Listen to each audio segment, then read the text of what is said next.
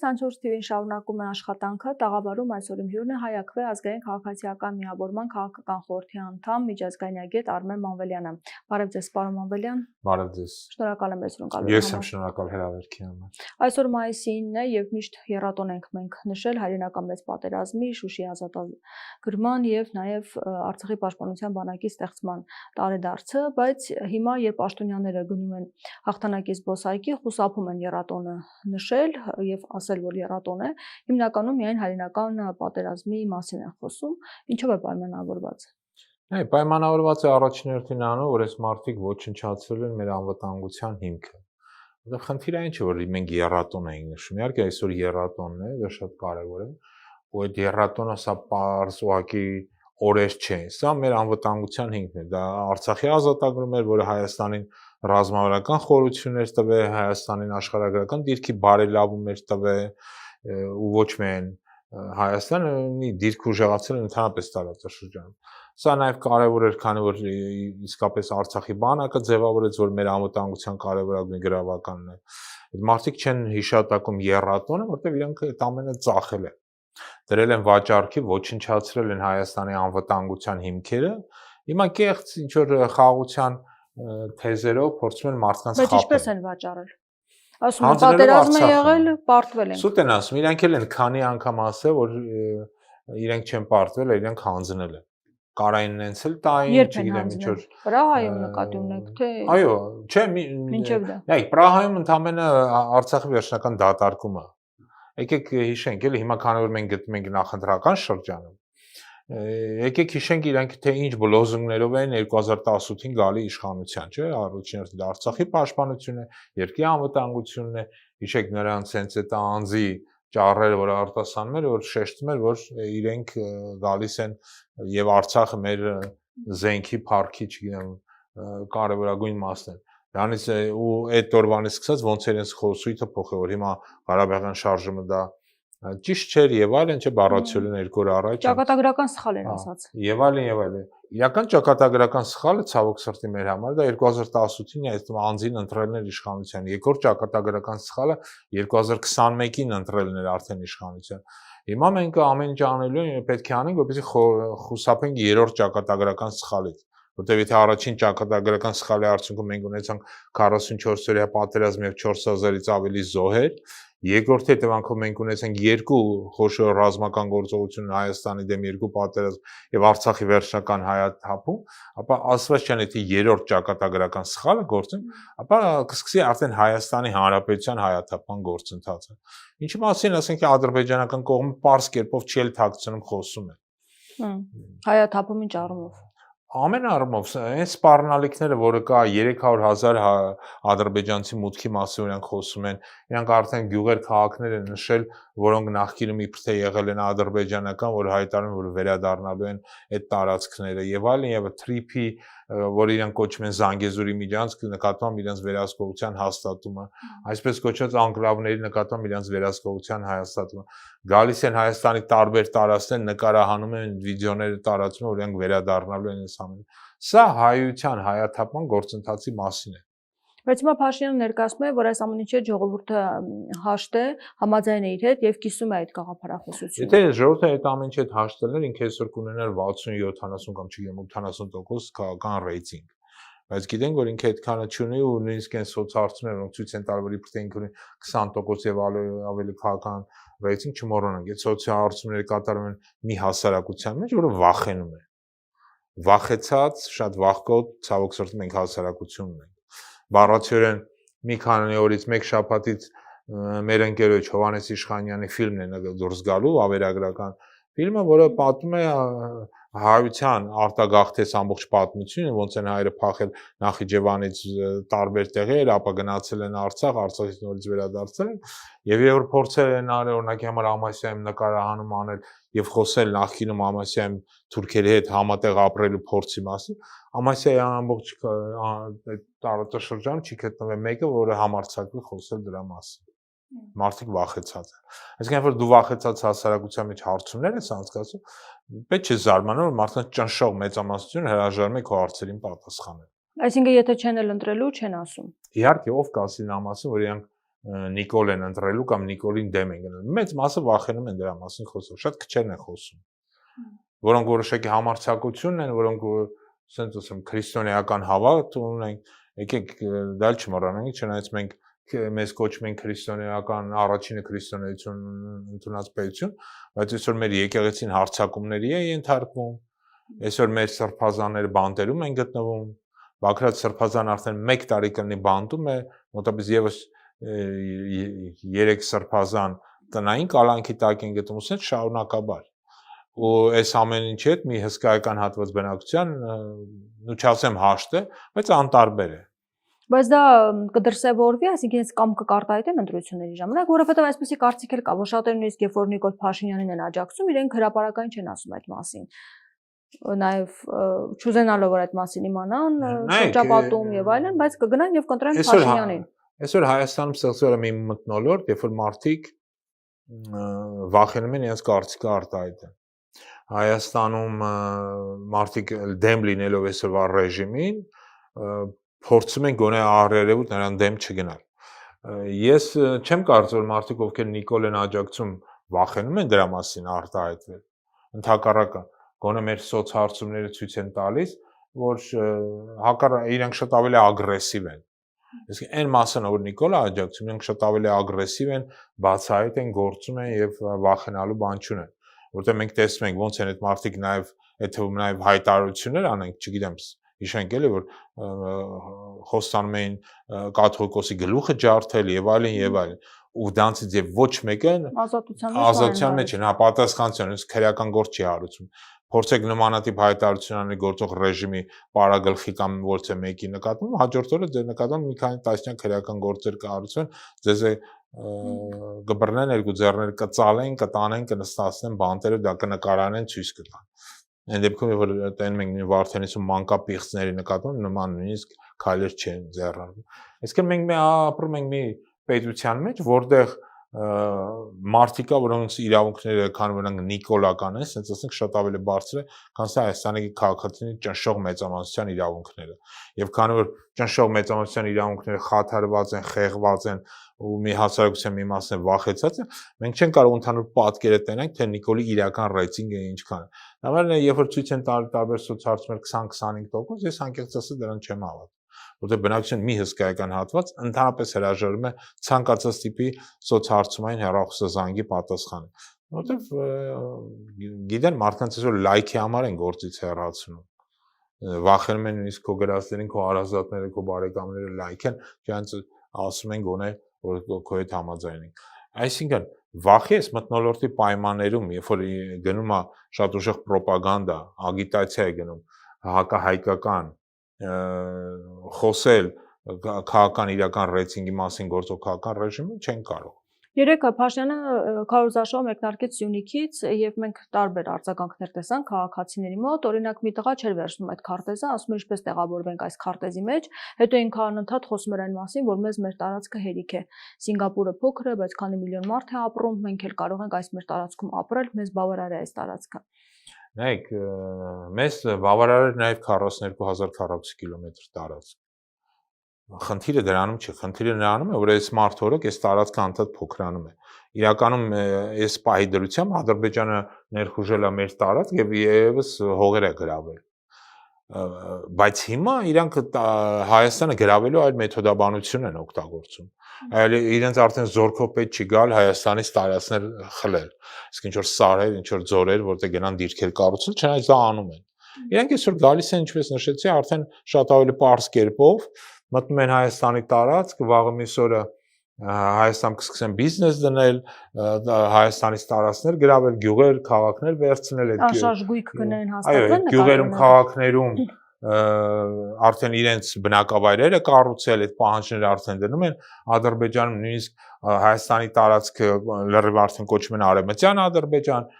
եւ այդտեղ իրանք նույնիսկ տարբեր համայնքներ իրենց համայնքապետերին են նշանակում եւ վստահ եմ որ վաղ միսօրը Նիկոլի վերարտադրման դեպքում գալու են նստեն այդ քաղաքներում։ Հիշեք 300,000 թուրքերի գալ ադրբեջանցիների գալ Հայաստան դա միֆ չէ։ Դա իրականություն Ասում է։ են նրանք չեն գա, եթե գալացող լինեին կգնային նախ Արցախում կապրեն, ինչու պետք է գան։ Ով է գալու այստեղ ապրի։ Երիտասարդ սերունդը ինչու պետք է գա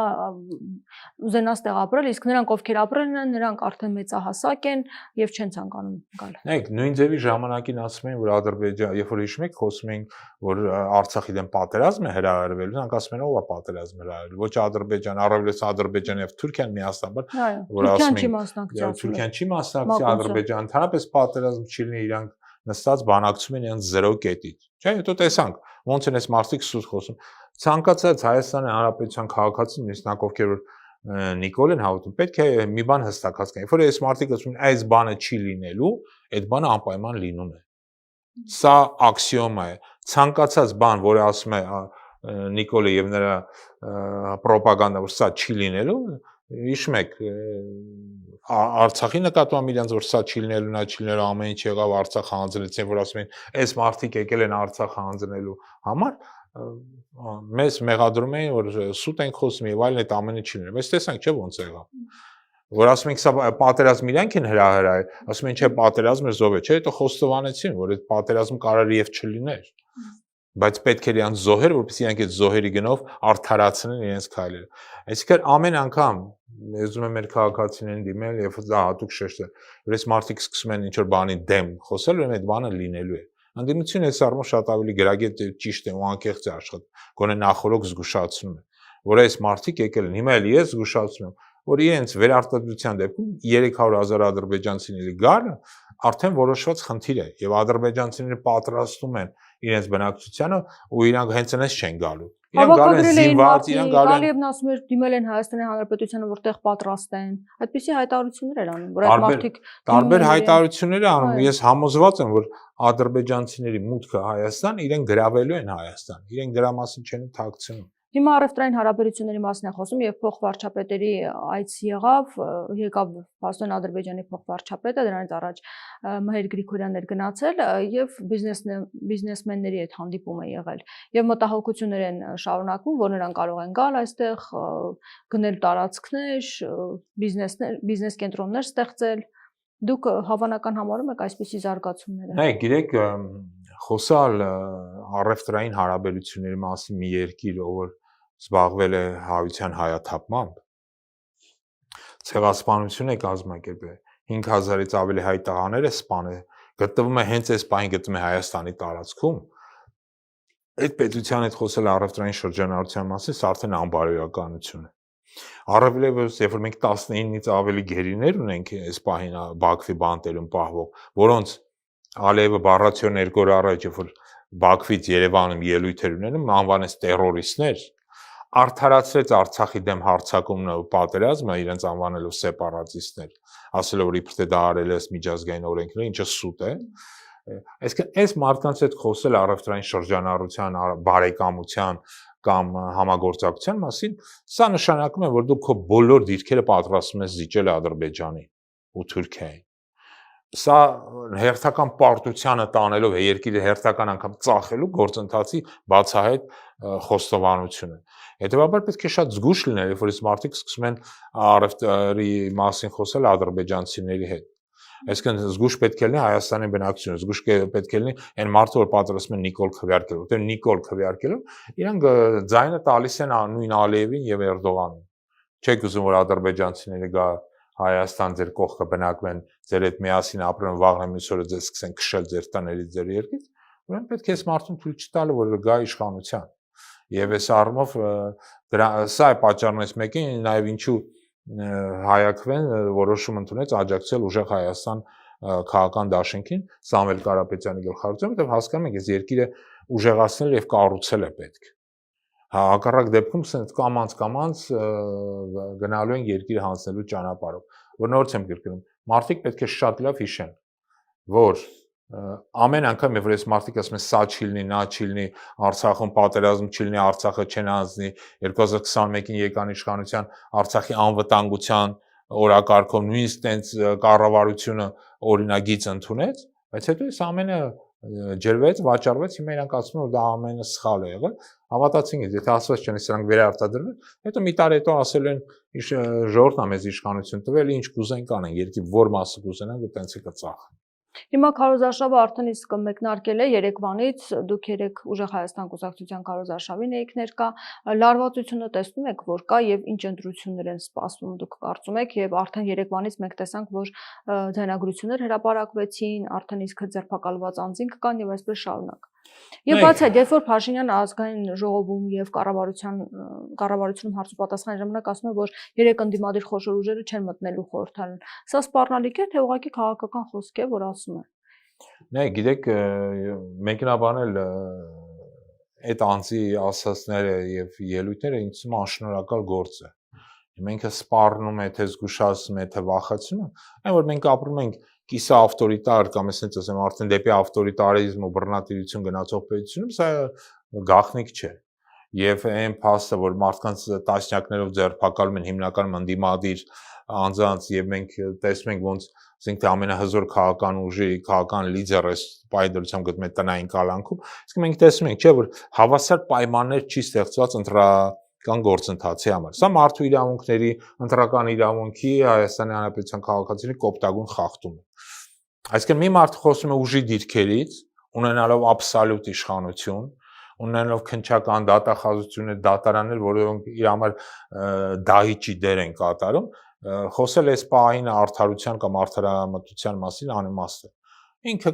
ցանկանում է եւ անում է ամեն ինչ որ անում է։ Ցանկացած ձայնագրություն, որ այս մարդիկ դրում են, իմացեք, որ այդ ամբողջ ձայնագրությունը կեղծիք են։ Հիշում եք նույն Աշակ Սրբազանի նկատմամբ իրականացած ձայնագրությունները, որոնք հետագայում պարզեցոսախ կեղծ են եւ սուտ են, միջազգային բոլոր բաները հայտարարեցին, էքսպերտները էքսպերտիզան ցույց տվեց, որ դա ամենը լրիվ կեղծիք է։ Նույն ձևել մարդիկ պետք է իմանան, ցանկացած ձայնագրություն, որ այս մարդիկ դնում են, լրիվ կեղծիք է։ Մոնտաժված, հատուկ արված։ Բայց դա չի նշանակում, որ այս ամեն ինչը նախապատրաստական է, այսպես աշխատանքներն ավելի մեծ միգուցե գործողություններ են հաջորդելու։ Նորից եմ գրում, ամեն ինչ հնարավոր է։ Այս մարդկանց համար իշխանությունը ամեն կերպով զավթած պահելը իրենց համար կենսական նշանակություն է, իրենց անձնական համար։ Դա Հայաստանի Հանրապետության եւ նրա կյանքի որակի հետ, նրա անվտանգության հետ այդ ամենը բացարձակ ոչ մի կապ չունի։ Սա միայն կապ ունի իրենց անձնական գոյատևման խնդիրներից, որտեղ այս մարդիկ պետական հանցագործներ են, տասնյակ հանցանքներ են գործել, հազարավոր հայ մարդկանց են սպանել, շարունակում են այդ հանցանքները գործել ու այդ ամենը իրենք կարող են անպատիժ շարունակել միայն մի դեպքում, եթե մնան իշխանությանը։ Իսկ իշխանության մնալու համար իրանք ոչինչ բանի առաջ կանգ չեն առնում, եթե նաև կեղծ ձայնագրություններ տարածելով, կեղծ լուրեր տարածելով, խաբելով, իրենց ամբողջ ռոպագանդական այդ քարոզչական մեքենան ուղղելով Սամվել Կարապետյանին եւ նրա մտերիմների դեմ մի նպատակով, որ ամեն գնով թույլ չտան, որպեսզի Հայաստանում տեղի ունենա օրինական ճանապարհով իշխանապողություն։ Բայց դրան հակառակ Հայաստանի Հանրապետության բնակիչները պետք է հասկանան, որ այս մարդու ամեն օր մնալը իրենց կյանքի համար վտանգավոր է, իրենց երեխաների ապագայի համար վտանգավոր է։ Իրենց երեխաները ապագա չեն ունենա։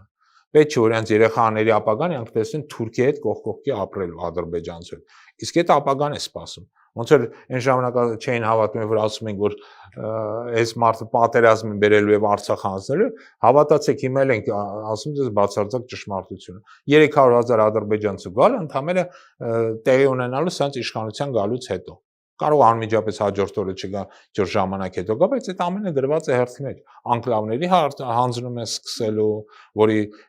իրենք արդեն լծվել են։ Օրինակի համար այս առումով մի բան ասեմ, որի վրա քչեր ուշադրություն դարձին։ Բառացիորեն մի ամիս առաջ հայտարարվեց, որ որոշել են գազամուղը Վրաստանից դեպի Հայաստան մտնող տեղափոխեն 5 կիլոմետր ավելի խորտ դեպի արևմուտք։ Սա արված է մի նպատակով, որտեղ այդ գազամուղը անցնում էր այսպես կոչված Տավուշյան անկլավների միջով։ Իրենք այդ գազամուղը տանում են մի կողմ, որպեսզի այդ անկլավները հանձնեն թուրքերին։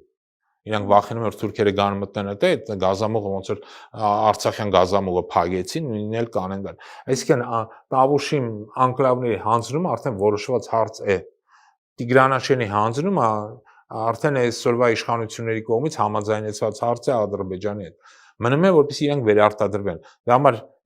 Ալիևը կարտ բլանշ է տվել, ասել է լավ, առայժմ ձեզ չեմ անհանգստացնի, չնայած իդեպ ասեմ, այդ խոստումներն նույնիսկ չի պահում, շարունակաբար արհամարական վերաբերմունք ցույց տալիս բառացիորեն 3 ադրբեջանական լրատվամիջոցներ նաև ինֆորմացիա են դրել մասի, որ Նիկոլ Փաշինյանի պապը դավաճան է եղել։ Այդ ինֆորմացիան իրանք են նորից վերադրել շրջանառության մեջ 3 չի առաջին օրը։ Այսինքն որպեսզի դուք հասկանաք այն արհամարանքը, որ իրանք ունեն Հայաստանի իշխանությունների եւ ընդհանրապես Հայաստանի Իսկ այդ բնակչության Սահմանազատման հանձնաժողովը, որ հանդիպեց, Մուստաֆայևը եկավ այստեղ, հետո տեքստը հրապարակվեց, դուք ինչ հասկացաք, ինչ է լինելու, որովհետեւ խոսում են անընդհատ փաստաթղթերն են ճշգրտում, քարտեզներն են ճշգրտում, արդեն որրորդ հանդիպումն է, անընդհատ դա ինչ ճշգրտում։ Նայեք, իրանք սահմանային ճշգրտումներ անելու են Հայաստանը, սա ուզում հատուկ շեշտեմ, էլի, մեր բնակիչներն ոչ մի սահմանազատում Հայաստան-Ադրբեջան չի լինելու։ Դա կեղծիք է։ Սահմանազատումը միայն լինելու այն տարածքները, որոնք իրանք հետաքրքիր է։ Որտեղով իրանք օրինակի համար իրանք ես վստահ եմ սահմանազատումը շուտով սանձ վերարտադրության դեպքում անելու են Սյունիքում, որտեղ իրանք ուզում են թրիփը կառուցվի։ Իրանք որը իրանք կոչում են Զանգեզուրի միջանց, որը չի կարելի թույլ տալ։ Բայց եթե Սյունիքից է սկսում, այդ դեպքում պետք է նրանք էլ հետ գնան այն տարածքից, որը որ գրավել են։ Ոչ մի տարածքից իրանք չեն։ Իրանք փոքր միայն այն տարածքն են վերցնել, որտեղից այդ թրիփը գնալու է։ Մնացած տարածքին իրանք մոտիկ էլ չեն գալու, թույլ էլ չեն տալու ոչ մի տես համանազատում լինի։ Իրանք անելու են այն ամենը, ինչ որ իրանք է ձեռնատու։ Հյուսիսում իրանք արել են, որտեղ տավուշ որտեղ ուզում են մտնել անկլավները վերցնեն, իրանք ոչ միայն այդ անկլավներն է պետք, իրանք պահանջելու են նաև ճանապարհ եւ ստանալու են ճանապարհները դեպի անկլավ, հարավում անելու են մի փոքր հատված այնտեղ, որտեղ իրանք պետք է որպեսզի թրիփը մտնի տեղով գնա դեպի հասնի Նախիջևան։ Մնացած տեղերում ոչ մի սահմանազատում չի լինելու։ Չկա տենց պայմանավորվածություն։ Ադրբեջանական կողմը հստակ կերպով ցույց է տալիս, որ ինքը թույլ չի տա, որ չէ ձևով, որպեսզի սահմանազատումը լինի, որպեսզի Հայաստանի տարածքը Դե ասում եմ, եթե մենք այդ այսպես կոչված անկլավները տալիս ենք, Արցախաշենները պետք է հետ վերցնենք։ Նորից սուտ են խոսում։ Ժորժ ջան, իմացեք, այս մարդիկ ինչ որ ասում են, սուտ են ասում։ Փաշինյանը այդ Արցախաշենի քարտեզը ձեռքը ման է գալիս։ Այս մարդիկ ինչ որ ասում են, սուտ են ասում։ Խափելու, մանիպուլացնելու Հայաստանի բնակիչներին ստելու համար իրանք ասենց ասեմ, կարան ցանկացածին մաստեր կլաս տա։ Դա մեր երբ որ ցանկացում որ այս տարածքը վերցնելու ենք, իմացեք, ուրեմն նորից են տարածք հանձնելու։ Նրանք ասում են սահմանազատում են լինել, իմացեք, որ խափում են։ Սահմանազատում լինելու միայն այն մասերում, որտեղ Ադրբեջանն է ձեռնատու։ Դա այս պայդրությամբ հյուսիսում են, որտեղ իրանք այնտեղից ուզում են մտնեն անկլավները վերցնեն Գիրանցի ուղղությամբ ու դա արդեն մասամբ արել են, եւ հարավում մի փոքր հատված, որը իրանք պետք է այսպես կոչված թրիփը կառուցելու համար կամ ինչպես իրանք են կոչում դա Զանգեզուրի միջանցքը, որպեսզի Հայաստանի նկատմամբ վերահսկողություն հայտան, թե հյուսիսից, թե հարավից, որպեսզի Հայաստանը դառնա ինքը վերածի մի հատ փոքր անկլավի։ Ալիևի եւ Նիկոլի նպատակն է Հայաստանը վերածել վերահսկելի անկլավի, որպեսզի Նիկոլը ոնց որ Սամվել Կարապետյանը ասաց, դառնա Ալիևի մարզպետը կամ Ադրբեջանը Հայաստանը դառնա Ադրբեջանի համար արևմտյան Ադրբեջան, որի ղեկավարը ինքը որոշի ումա նշանակում։ Այսօր Նիկոլնա ձեռ տալի Նիկոլին նշանակի, վաղը մեկ այլ մարդու կնշանակի եւ այլն։ Այսինքն մենք պետք է հասկանանք, որ մտնում ենք քարոզչության մի շրջան, որտեղ այս մարդիկ անընդհատ ստելու են, անընդհատ խափելու են, բայց իրանք միակ բանը, որ ռեալ կարողացել են Հայաստանի գլխին իջել բերել, դա պատերազմն է։ Մենք անցել ենք 3 ծանր պատերազմների միջով։ Եթե ասված չանի սրանք վերարտադրեն, նորից է ցավոք սրտի պատերազմ լինել։ Ինչ է կարծում, եթե Փաշինյանը ընտրությունների արդյունքով չհաղթարի, մեծամասնություն չկազմի, այս դեպքում նա կհաշտվի արդյունքների հետ։ Գիտեք, անկախ կհաշտվի, չի հաշտվի, ինքը ինչ կանի, ինչ չի անի։ Ես համոզված եմ, որ ընտրություններում ընդդիմությունը հաղթելու է, հանձինս ուժեղ Հայաստանը եւ Սամվել Կարապետյան եւ համոզված եմ, որ դրանից դուրս ժողովուրդը դուրս է գալի ոտի կանգնելու պահպանելու իր հաղթանակը։ Դե ինքն է ժողովուրդ կհանի դուրս ոտի։ Չեմ կարծում, ինքը եթե կարողանա ժողովուրդ անել, հենա իր հետ հանդիպումների չէր 10 մեքենա չէր տանել ավտոբուսով լիքը ժողովուրդ, որոնք գալիս են իբր թե իրեն աջակցեն։ Չէ, իր հետևից ոչ ոք չի գնա, մոռացեք այդ ժամանակներն անցել են, բայց ընդդիմությանը ես համոզված եմ, ընդդիմությանը մեծ թվով մարդիկ աջակցեն ոչ միայն քվեներով, այլ նաև հետագայում դուրս գալով փողոց է պահանջել, որպեսզի այն ինչ որ իրենք իրականացրել են օրինական ձևով, այդ ամենը իրականություն վերածվի եւ նոր Հայաստան կառավարություն ձևավորվի։ Նաև խոսենք Եվրամիության ներկայացուցիչների Հայաստան այցից, այդ մեծ գագաթնաժողովները երկու որ եղան 40-ից ավել պետությունների ղեկավարներ, ինչ տվեց դա Հայաստանին, ասում են նախադեպ բան է, երբևէ չի եղել, որ Հայաստանում այդքան ղեկավարներ կան, իրականում չի եղել, բայց ինչ տվեց դա Հայաստանին։ Նայեք, դա տվեց Հայաստանին հետևյալը, որ Հայաստանը դարավ հստակ կերպով հակառուսական ճակատի խաղացող։ Ոչմ sense մանր խաղացող էլի, մանր պեշկայի տարբերակով, Հայաստանին երբեք ձեռնատու չի եւ հետագայում էլ համոզված եմ երբեք ձեռնատու չի մտնել հակա ինչ որ ճամբար, հակառուսական, հակաեվրոպական, հակաամերիկյան, հակաիրանական, ուղղակի դա չի կարելի թույլ տալ։ Բայց ինչու այդպես եղավ։ Որտեղ Այսինքն հայտարարությունները բավարար են, որ ենթադրենք, որ հակառուսական այս գործիք դարձանք մենք։ Նախ սկսենք նրանից, որ Երևանից Ոմն Զելենսկի հայտարարեց, որ մայիսին շատ հնարավոր է ինքը տերորիստական ակտ իրականացնի Մոսկվայում։ Դա հայտարարվել է Երևան քաղաքից, Հայաստանի Հանրապետության մայրաքաղաքից։ Ընդհանրապես Զելենսկին Եվրամիության ինչ կապ ունի, խերեք է Զելենսկին։ Մեկը կարա նախապես ասում էր, որ Զելենսկին գալու է այստեղ եւ օգտագործի այդ ամեն ինչը հակառուսականության։ Եթե դուք նայեք Եվրամիությունը ոնց անցավ եւ ում համար շատ լավ անցավ, դա հենց Ուկրաինայի համար, Զելենսկու համար շատ լավ անցավ։ Այնտեղ Հայաստանի շահը չերևաց ոչ մի հարցում։ Հայաստանի շահը վաճառված է։ Ալիևը ելույթ ունեցավ Բաքվից Երևանում, իդեպ հաջորդը տեղի ունենալու Բաքվում մի տարի հետո։ Եվ հակահայկական հայտարարություններ հանդես եկավ։ Ինքը ընդամենը քննադատեց Եվրոպարլամենտի եւ նրա ղեկավարին, որը պատասխանեց։ Ինքը Հայաստանը կոչեց հայտարարեց, որ ինքը լավ արել, որ պատերազմ է արել Հայաստան դեմ։ Ինքը հայ ղեկավարներն, ովքեր բանտարկված են, անվանեց տերորիստներ եւ ասաց, որ լավ եմ արել, ինչ որ արել եմ։ Եթե Եվրոպարլամենտի ղեկավարը դա պատասխանեց իր դեմ այդ խոսքին, ապա հայկական կողմից ոչ պատասխան չեղավ, սա ծափարում էին Ալիևին։ Ծափարում էին ինչի համար, էթնիկ զտումներ, ցեղասպանություն իրականացնելու համար, ու ծափարում էր նաև Ոմն Փաշինյան, որը իբր թե Հայաստանն էր ներկայացնում։ Չնայած ինքը պարտավոր էր գոնե պատասխան տալ այդ ամենին։ Այսինքն մենք ապրում ենք մի երկու ղեկավարության օրոք, որը Հայաստանը թուլացրել, ստորացրել եւ տարել է պառակտան։ Այսօր Հայաստանի բնակչությունը բաժանված է մի քանի խմբերի եւ դեմ է այսօր այսպես կոչված նիկոլականները ավելի շատ հայի են ատում, քան թե ադրբեջանցու կամ թուրքի ցավոք սրտի։ Եվ այս ատելությունը, որը կա, մենք նաև այս ատելությունը պետք է հաղթարենք, այս մարդուն ուղարկելով, ասենք ինչ ասեմ, գրողի ծոցը ուղարկելով, էլի որ վերջապես ազատելով մեր երկիրը։ Դուք առանձնապես չեք տեսնում, որ դրական բան տվել է Հայաստանին։ Չէ, բացի պատերազմից, ավերածությունից, ամոթից։ Չէ, նկատի ունեմ այդ գագաթնաժողովը եղավ։ Չէ, նայեք, այդ գագաթնաժողովը ընդհանրապես ոչ մի բան չտվեց։ Գագաթնաժողովի կազմակերպումը եւ նրա լիդերների հայտարարությունը, նրանք աջակցում են Նիկոլ Փաշինյանին, սա իր PR ակցիան է։ Իսկ Մակրոնի հայտարարությունները։ Նույնն Մակրոնի հայտարարությունը, իշենք նույն Մակրոնը մի երկու տարի առաջ ասում էր, որ ինքը ավելի հայ է, քան թե Նիկոլ Փաշինյանը։ Առանձին զրույցներ, որտեղ ինքը Հայաստանի Արցախի շահն է բարձրացնում, Նիկոլը գալիս է ասում, ասե Արցախից մի խոսացեք։ Հիմա ինքը եկել է ինչի համար է Հայաստանի նկատմամբ այս քաղաքականությունը փոխել, որտեղ իրանք հակառուսական ճամբարի մեջ են։ Հայաստանը ուզում են Քաշտան մտցնեն հակառուսական ճամբար, որը նորից եմ գրկում, չի բխում Հայաստանի շահերից, ոչ հակառուսական, ոչ հակաեվրոպական, ոչ հակաիրանական։ Ու նույն Եվրամիությունը, որը իբր թե անվտանգության մասն է խոսում, որ ասում է դեռ Հայաստանում կան 4000 ռուս զինվորներ, եկեք չմոռանանք էլի, Թրամփը բառացիորեն վերջերս հայտարարեց 5000 անոց զորք է ցանկանում հեռացնել, հանել Եվրոպայից, եւ Եվրոպայում կա 90000-անոց ամերիկյան կոնտինգենտ, բայց 5000-ին ինքը պատրաստում է հեռացնել, հանել Եվրոպայից, դա մեծ աղմուկ ու խոճապ առաջացել նույն Եվրամիության մեջ։ Իսկ Եվրոպան ու Եվրամիությունը ինքը իր անվտանգությունը ի վիճակի չի պաշտպանելու առանց Միացյալ Նահանգների։ Հետևաբար այս մարդկանց հույսը ինչու՞մն է, որ Եվրամիությունը մեր անվտանգությունը կպաշտպանի, պահանջելով որպեսզի որ ռուսական 4000-անոց բանակը դուրս գա եւ 1000 հոգանոց սահմանապահ զորքը դուրս գա այս տարածաշրջանից։ Նորից եմ գում, այս մարդիկ իրենց անվտանգությունը առանց Ամերիկայի Միացյալ Նահանգների չեն տեսնում։ Իրանք ոչ մեկի անվտանգությունը չեն կարող պահպանել։ Իսկ կարող եմ ավելին ասել, Ֆրանսիայի ընդհանրապես քաղաքականության մեջ հայության հանդեպ դարեր շարունակ, որը ավելի շատ վնաս է տվել Հայաստանին, սկսած Կիլիկյան Հայաստանից մինչև մեր օրեր, բայց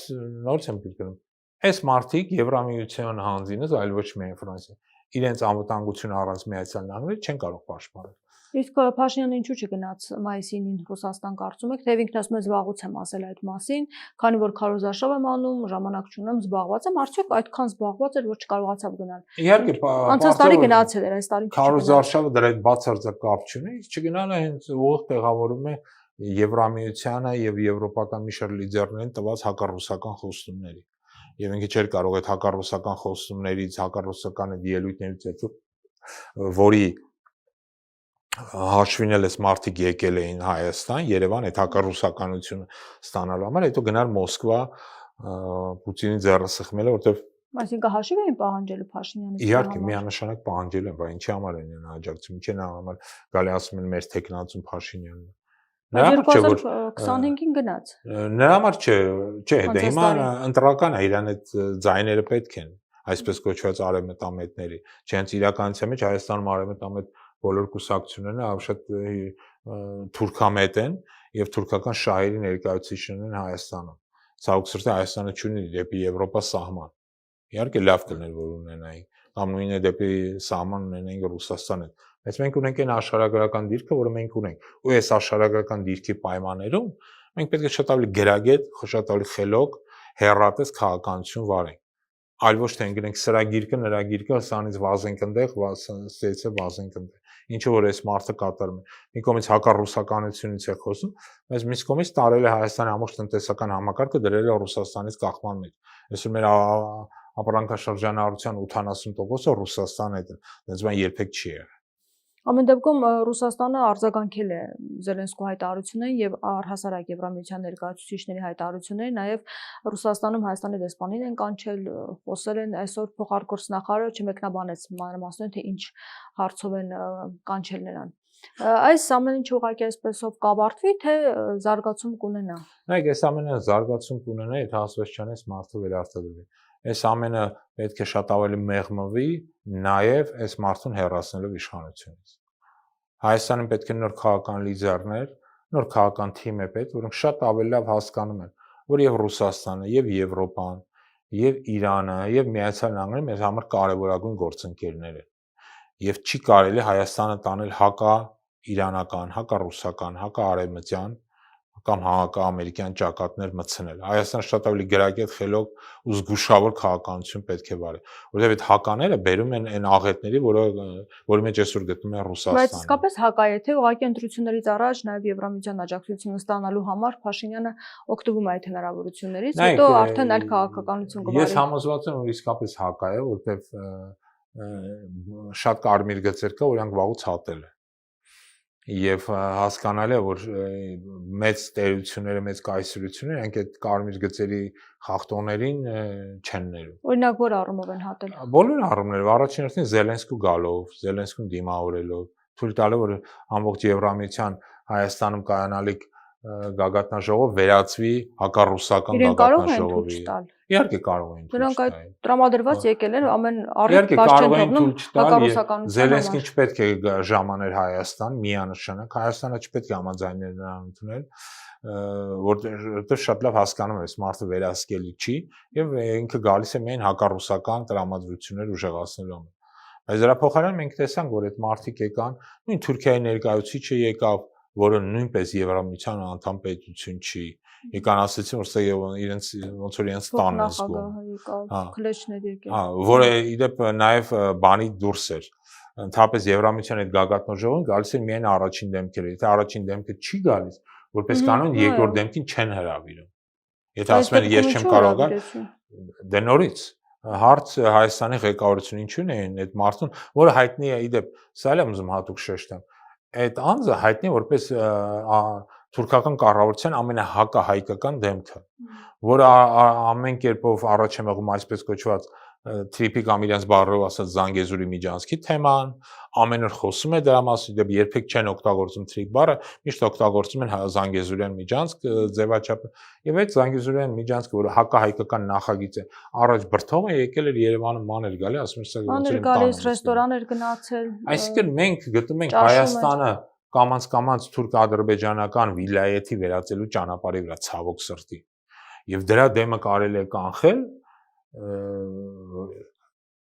Հայաստանում իրականացնելով օրինական ճանապարհով, սահմանադրական ճանապարհով իրականացնելով իշխանափոխություն, աջակցելով ընդդիմությանը, աջակցելով ուժեղ Հայաստանին եւ Սամվել Կարապետյանին։ Շնորհակալ եմ զրույցին։ Ես եմ շնորհակալ։ Զրուցում է Հայ-Ակվե ազգային քաղաքացիական միավորման քաղաքական խորհրդի անդամ միջազգայնագետ Արմեն Մանվելյանի հետ։ Շարունակեք մեզ հետևել, կհանդիպենք։